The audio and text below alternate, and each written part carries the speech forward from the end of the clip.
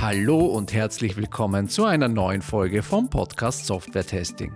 Diesmal lassen wir wieder etwas internationalen Flair einfließen, denn ich habe heute Maciej Wirodek bei mir zu Gast. Ich kenne ihn vom Testing Retreat 2024 und er plaudert mal ein bisschen aus seinem Alltag. Nämlich wie er mit seinem Team die Migration vom Testautomatisierungsframework Cypress zu Playwright angestellt haben, welche Überlegungen da war, warum sie überhaupt umgezogen sind und wie das Ganze läuft. Und jetzt viel Spaß bei der Folge.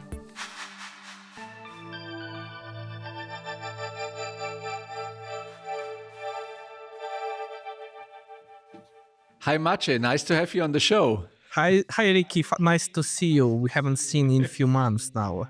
Yes, a lot happened in this month, as I heard up front. And yeah, we met at the testing retreat in Belgium last year. The second time we met there at the retreat, and we had the idea to make a podcast episode together.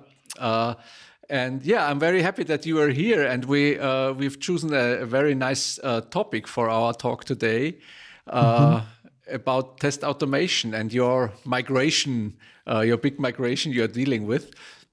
But before we start, just get us into what's your daily business? What are you dealing with in your software development? Okay, so starting, I am in software development for about 14 years, if I'm counting correctly right now. And currently, I'm working for Displate. Displate is company that is making metal posters. As you can see behind me, those are the posters from the Displate.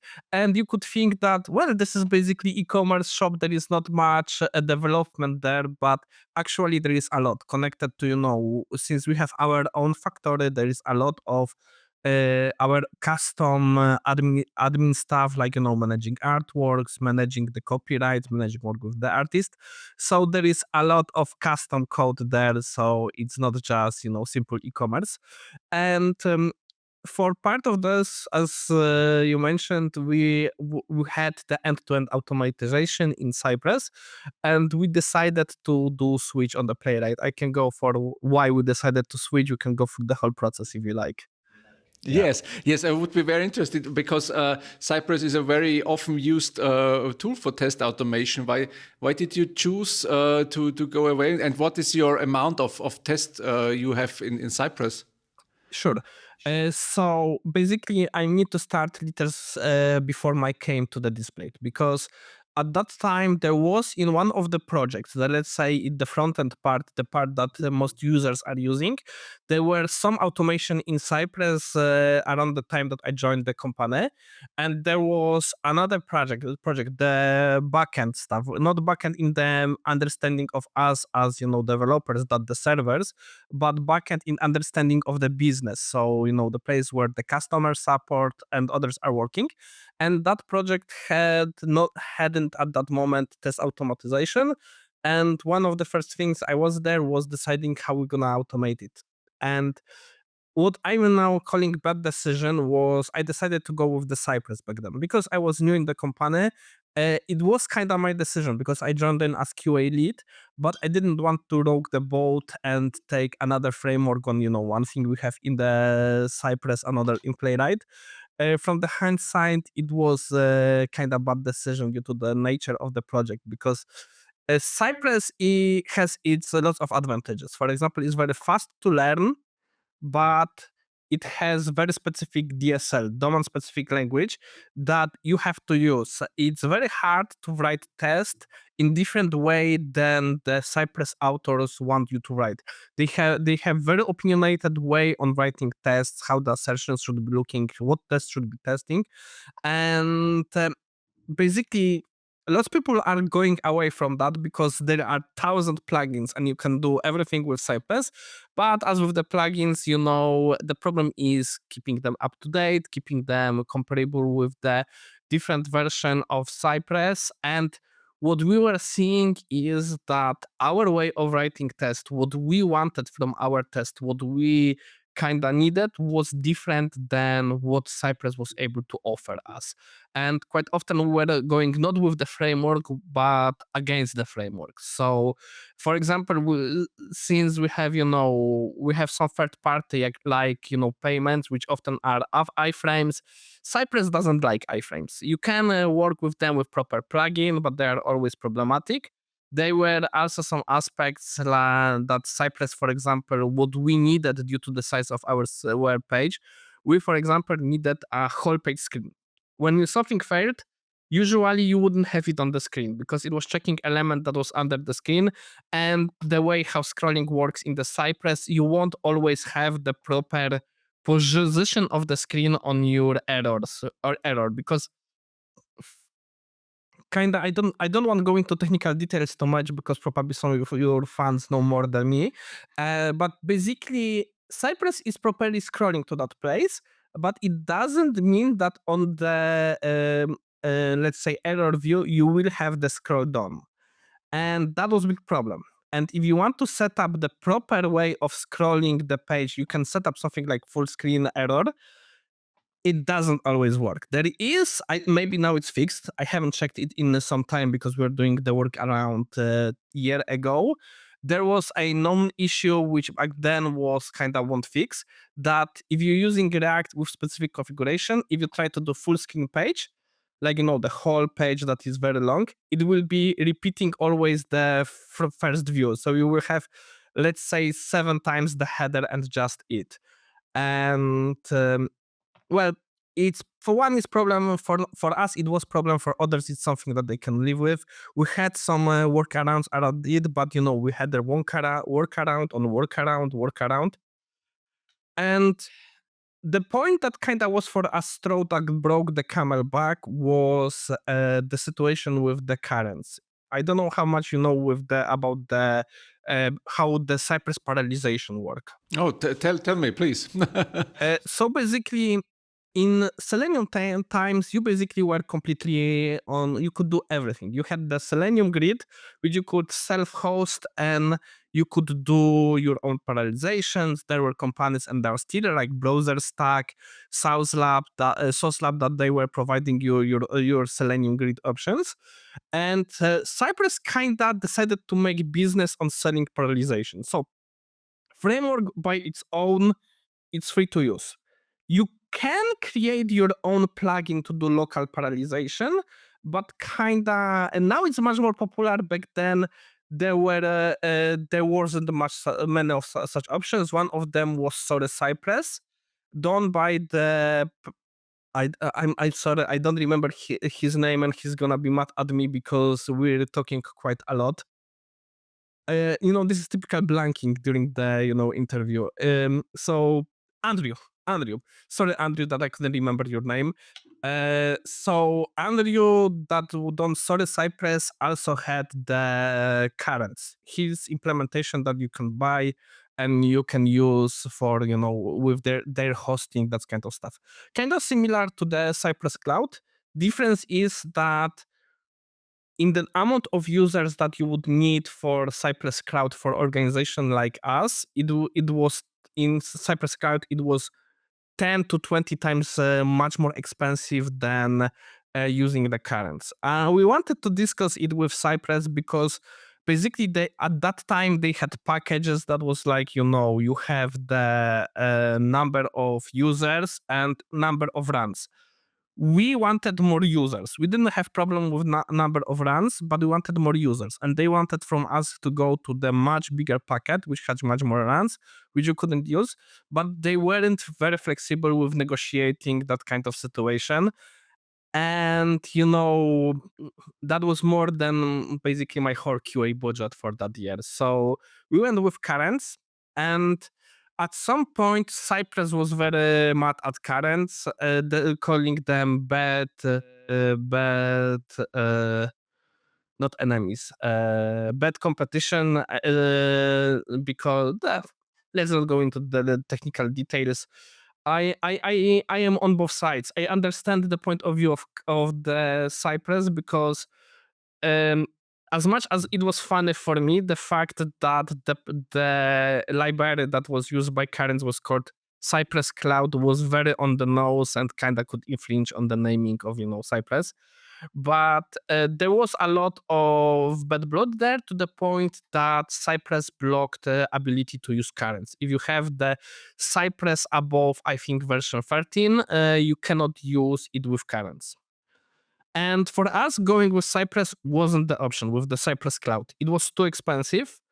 And we had lots of other smaller issues, and we were seeing lots of the problems. Plus, this kind of move showed us that we couldn't treat Cypress as, a serious partner in any form of negotiation. So we're currently still with the currents on our Cypress that is not updated, because we are I think on version 12 something, the last that is supported by currents. But at that point, we decided we will be leaving the Cypress. We will be leaving the Cypress ecosystem. That was just to show you how long it took. That was September 2023. So just to show you that the process wasn't fast, it was quite long, because for first thing, most of my team is doing typical day-to-day business work, testing stuff that is regular, still maintaining our regular test. So even if that was one of our goals for 2024, it wasn't, as easy. It wasn't something that we knew that's gonna happen from day to day. So yeah. So you have no background. Do you have any question to the background? Yeah, no, that's a good introduction to the topic. And if you decide such a decision to change the test automation framework from one big player to another, is you have to deal with a lot of things. You have to mention all the transition stuff, and you, as you said, you have all your day-to-day business every day. So what was your plan, or how did you did the transition there to your new framework? So transition is actually happening because first we had to say one thing: selecting the framework. Because at some point we kind of all expected that Playwright may be the framework that will win, but actually I'm not sure if I'm here. Oh yeah, you're connected, because I had something that stopped recording, but I think I'm back. So again, so Playwright seemed as possible the best candidate, but actually we didn't knew that. We were suspecting it, but you know how it is with that thing. So first thing what happened, we had to look what are we using the Cypress, what are the things that we like about Cypress, what are the things that are that are not working for us. And then from that we went to kind of let's more generic. What do we want from our end-to-end framework? What is our approach to testing? To create kind of our list of maybe not goals, but the aspects that are important to us. And next step was looking. There was around, I think at that point, because it may seem like small part of time, but we had the first iteration of our goals done in the first quarter. Then there were quite a lot of other projects happening. So the second quarter of last the second quarter of last year, we couldn't do much with that project. And around, I think it was July, we started to looking for the tools. We're looking at different tools. At that moment, it was mostly statical look. So we had calls with some companies looking at the tools that are on the market. And I'm going to say I was kind of downhearted. I spent lots of my career doing research on tools. When I was in, I can use company names on your show, or I should avoid them. Oh, please avoid it. Okay. So when I was working at a company that is no longer on the name that I was working there, basically I was a guild leader of this automation guild, kind of in the Spotify model, where the guild is more like community of practice. So and one of my jobs was actually doing research: what tools are there and what are available. And back then I was spending a lot of time on this. And that was 2019. And when we started doing it in 2024, it was like nothing has changed. There is nothing new. Kind of last big thing that came to the market was Playwright, which was at the beginning of pandemic.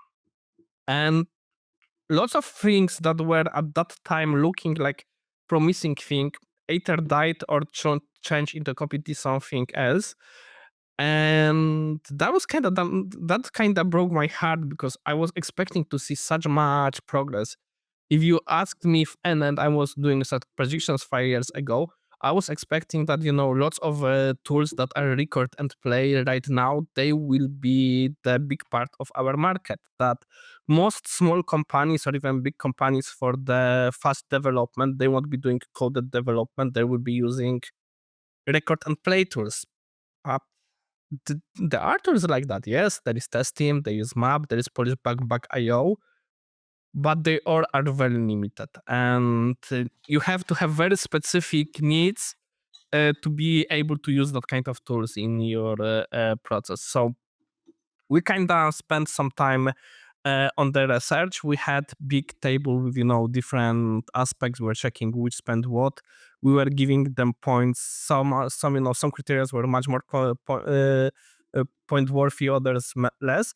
And we have to select something like, I think, 7 tools at the end that we decided to go into actual hackathon. Actually, not just looking statically what they have on the page, what are their demos, but actually doing proof of concept on our site. And I think that was I don't have the timeline next to me, so I cannot just check. But I think around September, we, as the quality engineers, with help of interested parties, few backend developers to frontend developers, decided to to finally go to finally we had time to do the actual experimentation of the tool. And as you can expect, Playwright basically left everything else in the dust. I'm not gonna use the names of the tools, but one of the coded tool that I was actually, because we had more people than tools, and some tools have few people doing them. One tool was done by me and some backend developer that he is backend developer, but he knows frontend other stuff.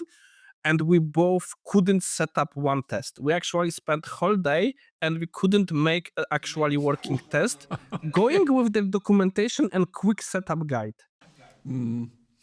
It was later we found out that they had some big update of the framework, something like few weeks before, but the documentation was so out of date that even trying to we actually had to go to the issues on the GitHub repository to to do that kind of stuff. And that was also already big no for us, because if you have to spend your time during your daily development of the test on basically not finding information on documentation, but actually had to dig through the support tickets, it's something not right.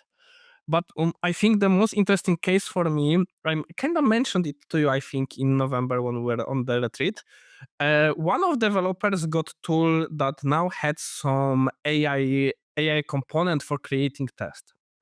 And he basically, in the language a la BDD, had to describe what the test was supposed to do.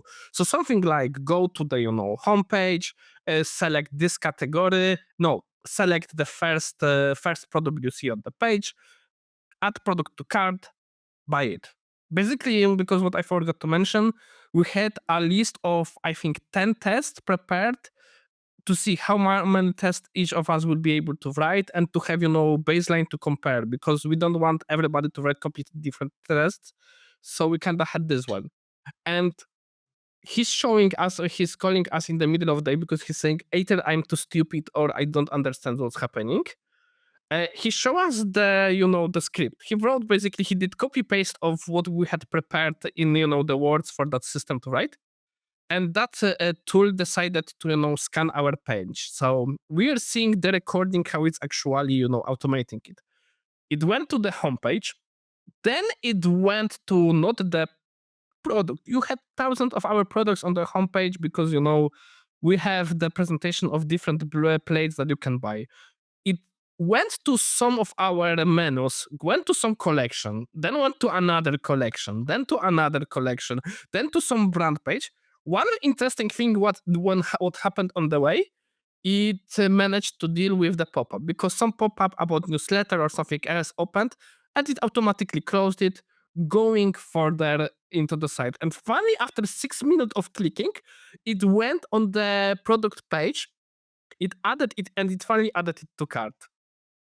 And So it worked. looking at the scenario, you are like, there is nothing like this on this tool. I later talked with someone that actually is using this tool, not the AI part, but the base tool.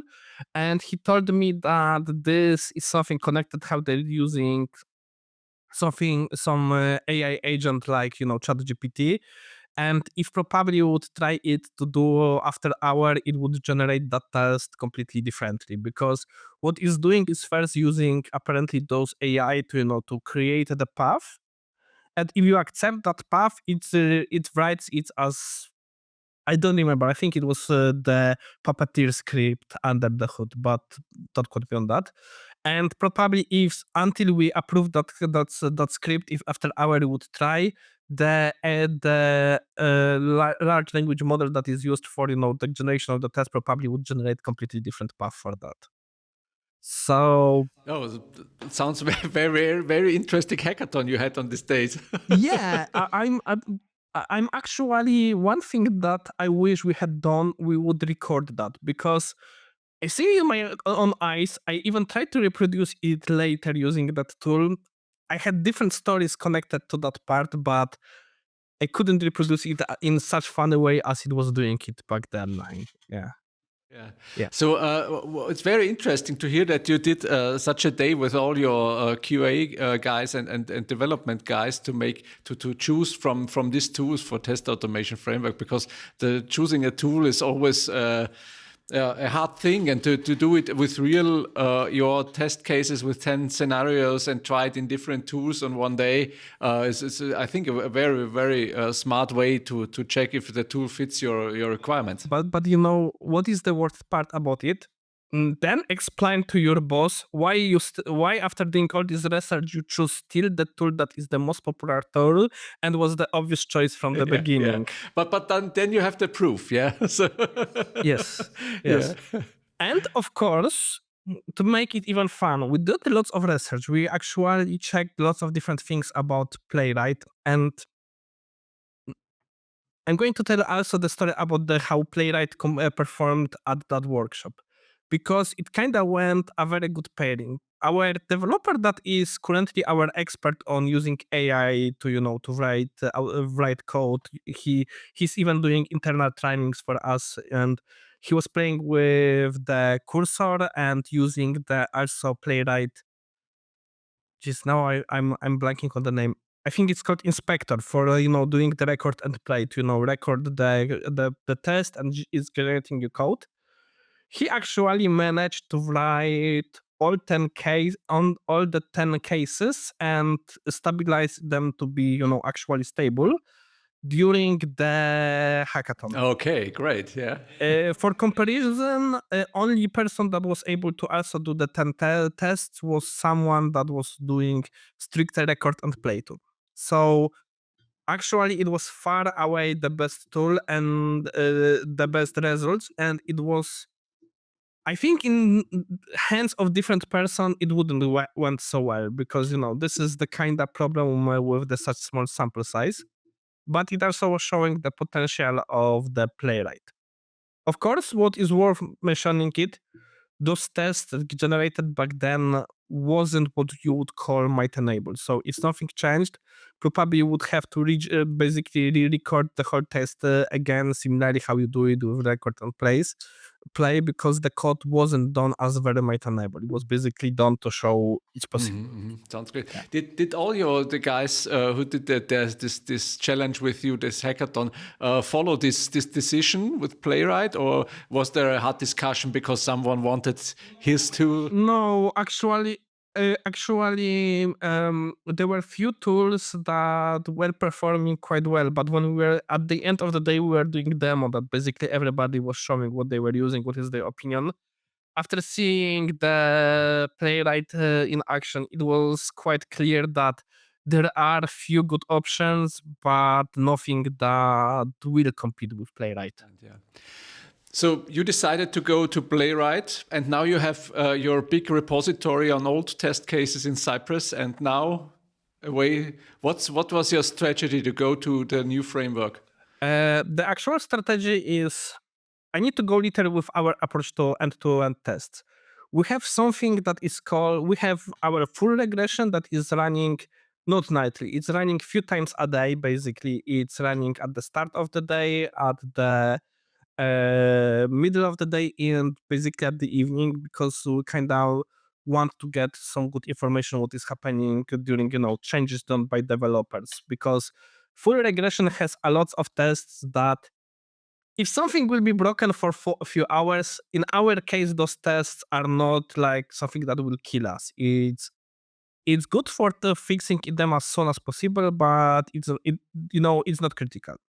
We have the smoked suite that is running after every deployment, and this suite is something that actually, if it finds bugs, usually it's something that means either you are fixing it right now or it should be rolled back.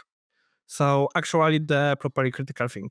And we have something that we call top 10. Those are the 10 most critical paths in our system. Those are the money makers. The things that something is broken there, basically drop everything and go fix it. And those are running regularly on our production environment. Something like during the high season, like Black Friday, so when there is lots of money to be made, they're running every 10 minutes. In outside of high season, they are running every half hour. And we decided to start with those because those are the tests that need to be the fastest. Those are usually not the easiest test to write, but they are also kind of vertical slice of our system. So we are the first thing what is currently happening, because we haven't finished it, the goal was to finish it until the end of December, but due to few problems we didn't manage it, was the actually the movement of those tests to the playwright.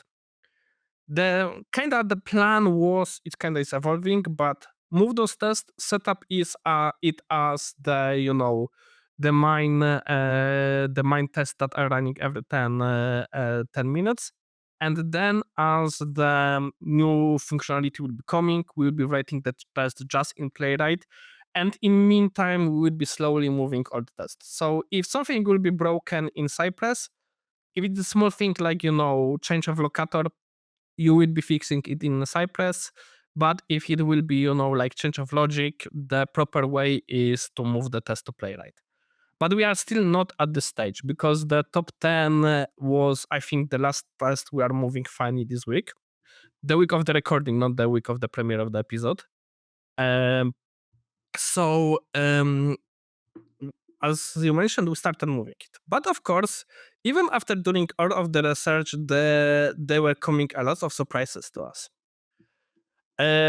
First thing that actually caught us quite off guard was the way how the session is managed in Cypress versus the Playwright. Because in our case, we have a lot of A/B tests on our side. And we have a lot of additional things that we are keeping in local storage, session storage, and cache, and the cookies. So there is a lot of things that we need to set up for our test to work.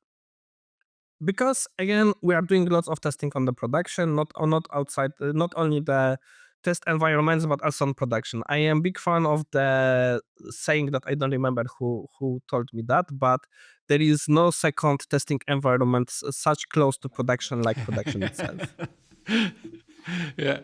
Yeah. So basically, if something can be tested on production and it's not risk to to break something for thousands of users, I'm usually fan of testing it on production.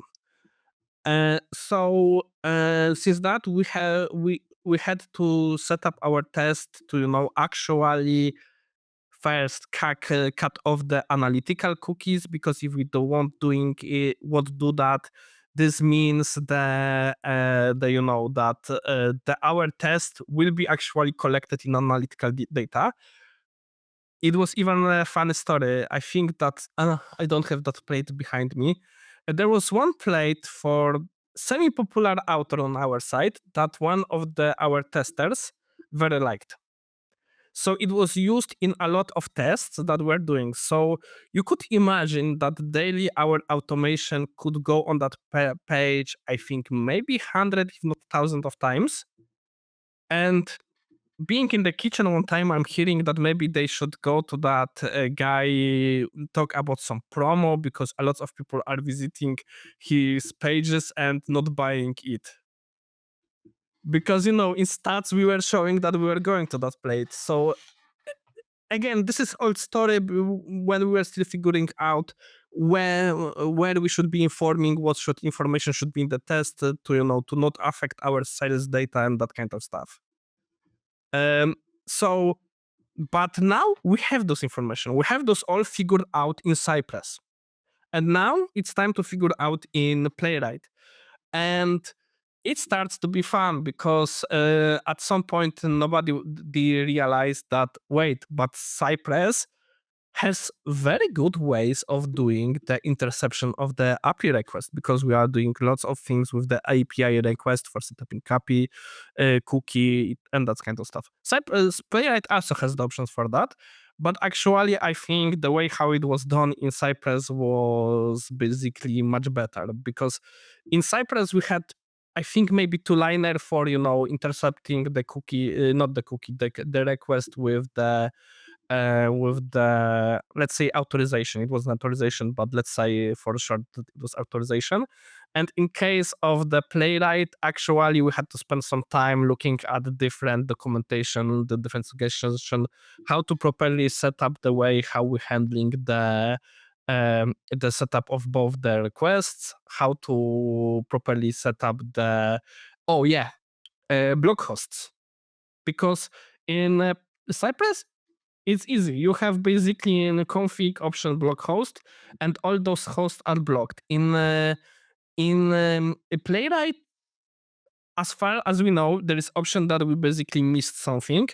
Doesn't have such functionality. We had to write it on our own, so we had to find how to properly intercept the request and how to do it in the way that it would be always the working there. So we have some mechanisms for that, but it was like it wasn't even in our in our spreadsheet of things that the framework should have, because we assumed that if we have it can handle requests, it will be able to handle that kind of thing. So it wasn't a separate position in this, and that was kind of thing that we are still visiting, because you have one thing like that, then you coming another thing, and then something that actually was for me very funny, old tests. Because lots of tests were written wrong ago. I think one of the tests that we're moving, it's older than I was in the company. And at start, kind of we had that decision made, but it was forgotten. We tried to rewrite the test, so we wasn't doing it one-to-one. So we are looking at the logic, but we shouldn't be taking much of the code. But at some point, it was lost. And people were trying to, kind of rewrite Cypress code in Playwright. So it's like trying to put, the square peg into circles. So this is I'm not gonna say that it's kind of fault of anyone. This is, just basically standard work in the pressure. The deadline is coming. You're starting to, to think differently about stuff. You still are not fully trained in the new tool because we did some training, but you know how it is. You still are learning how to use. So a lot of that kind of stuff is coming. The way how the how it's called the data management is done, a lot of that kind of stuff that you think, all frameworks are doing it kind of the same. No, they are not doing it the same. Yeah, so yeah, you're dealing with some surprises on your transition way. But what is your strategy? So if you, I think before you started the transition, all your test automation engineers had a lot of work to do anywhere the whole day. So how do you deal with creating new test cases and make a transition of the old ones? How do you deal with that? Actually, we were kind of happy. The reason why we decided to use most of December for moving the tests for doing the setup of the top 10 is that it's holiday season. For us, it means that there wasn't as much feature development in company. There was a lot of cleaning, a lot of doing that kind of stuff, because as with every e-commerce, the kind of moment from a few weeks before the Black Friday to kind of Christmas is the moment that the companies are doing most of money. So you don't want to put any big feature outside, because you don't want to lose that time window of selling for possible issues. So that was one of the things. Another is basically prioritization. We are smart team QA wise. We Because most of developers are doing their own testing. We don't have a tester per team. We are kind of working in similar way for to DevOps team. That we are a platform team that is giving support. We're doing research into, for example, how to test payments in different markets, because let's say we are going to start using some payment method in America, and the team has no idea how to test that. So usually they coming to us and figure out how we can test that, or they coming to us, the situation is like that, we have no idea how to make sure this will be tested. And that's why we kind of have we have the time to do that kind of maintenance stuff. But it depends. I'm already seeing the roadmap for the next few months. I would expect that probably in February, March, there won't be much time on the automation. Right now, we're kind of doing rotation. That two people are supporting teams with their issue. One is writing automation, and we're doing rotation that everybody can do some automation tasks. But I don't think it will be possible for the February and March. Right now, I'm kind of trying to, still working at the team capacity, have some for, for that task. But we will be seeing how it actually will be working when the time will come. So my strategy is kind of looking at the backlog and having some capacity frozen for that. Yes, that's great. Yeah. So and if you look at the upcoming year 2025, do you think you will be get managed the whole transition this year, or will is it not possible, or is it just not relevant for you because it goes like it goes in the flow? Actually, that is very hard question. Personally, I would hope we will manage to move most tests to 2025 to Playwright, because what actually was supposed to happen last year but didn't, because we knew we would be leaving Cypress, is get more front-end developer into test automation. It's actually happening with Playwright right now. Developers are participating in the pull requests. Until we finish, stabilization, the top 10, we don't want them to write tests yet, but we will be planning to give them ability to maintain their own tests. So that will be also faster for us. But and this is giving me hope. The other thing that is giving me hope is an experiment done also by that developer I mentioned before. He did an experiment that it's still not working properly, but with some maybe few more tries, it will be using the cursor, which is the IDE with built-in AI for translating tests from Cypress to Playwright. And he did few examples on his own. Those were great, but when he wanted to do the demo for us, it didn't work. It actually on the demo, as you know, didn't work. But I'm seeing the potential there. Maybe it's either we need to create better prompts, or something else, but basically what he did, he took our Cypress repo, do copy paste inside the Playwright repo, and then it told discuss it with the AI agent. So this is the Cypress repo, this is documentation, here is the part that is Playwright, and now I want you to help me. The test is, for example, homepage, smoke test, or something like that. And I want you to create for me the version of that test in Playwright. And after a few tries, it managed to do something that actually worked. My problem with it is I still not convinced about maintainability of that test, but I'm seeing it more as we learn probably more the ability of Cursor as the whole team. I'm expecting that the speed of writing those tests will go faster. Yeah, great. So maybe we can make a future episode about this, about your experience with your final migration and transition to Playwright with AI support. So if you want, I have one interesting tidbit because I was playing with the cloud desktop, the cloud, the AI agent, and they did the desktop agent that you can control your desktop. And I was doing some experimentation how to use it to, for test automation. Okay, yeah. Okay, yeah. So maybe we have a future topic here. So, yeah, Maciej, thank you very much for all these insights. I think it was a very, very practical, hands-on episode. I think for a lot of test automation engineers out there to get an idea what to think about the hackathon and the transition from one tool to another. And your thoughts about why you're choosing which tool and why we're leaving that was very interesting for me too.